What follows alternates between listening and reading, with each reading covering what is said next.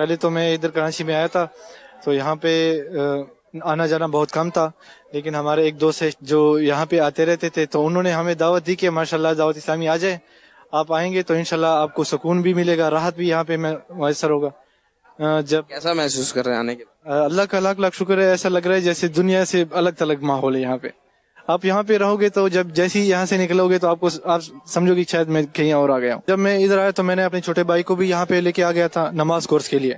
کیونکہ مجھے جب ماحول اچھا لگا میں نے کہا میرے بھائی کو بھی آنا چاہیے یہاں پہ، تو اپنے چھوٹے بھائی کو گاؤں سے اسپیشلی بلا کے یہاں پہ میں نے نماز کورس کرایا ہے، اس کے ساتھ ساتھ میں نے بھی سیکھا ہے نماز کورس میں بہت۔ آئندہ کے لیے کیا نیت ہے؟ آئندہ کے لیے نیت بہتر بن رہی ہے انشاءاللہ، اللہ ہمیں ہدایت دے تاکہ حضور کی سنت آ جائے ہمارے چہرے پہ، حضور کے امام شریف اور حضور کی سنت پہ ہم آگے چلے۔ امیر اہل سنت کی سب سے جو اچھی بات ہے نا ان کی مسکراہٹ ہے،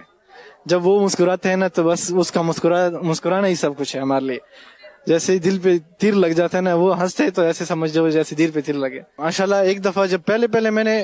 امیر اہل سنت کو دیکھا تھا، میں نے صرف ایک مرتبہ اسے دیکھا، پھر میں نے اپنے جو ہے نا سر گھٹنوں کے اندر دیا اور میں روتا رہا، محفل ختم ہو گئی، امیر اہل سنت چلے گئے، جب دوبارہ سر اٹھائے تو نہیں تھے۔ مطلب ایک دفعہ مجھے اس کی تجلی نے اتنا بے قرار کر دیا تھا، اور دل سے خود بخود اللہ اللہ نکل رہا تھا، میرا دل خود اللہ اللہ کہہ رہا تھا، میں سمجھ رہا تھا جیسے میرا دل اللہ اللہ کہہ رہا ہے، یقین مانو ایسی کیفیت ہو گئی تھی۔ یہ امیر اہل سنت کی پتہ نہیں یہ کیسے کھینچا ہے نا مجھے اپنی طرف، جب بس اس نے مجھے بے قرار کر دیا، یقین مانو۔ ملاقاتیں بھی اس کے بعد میری 3-4 ملاقاتیں، بہت دفعہ ملاقاتیں بھی ہوئی، اور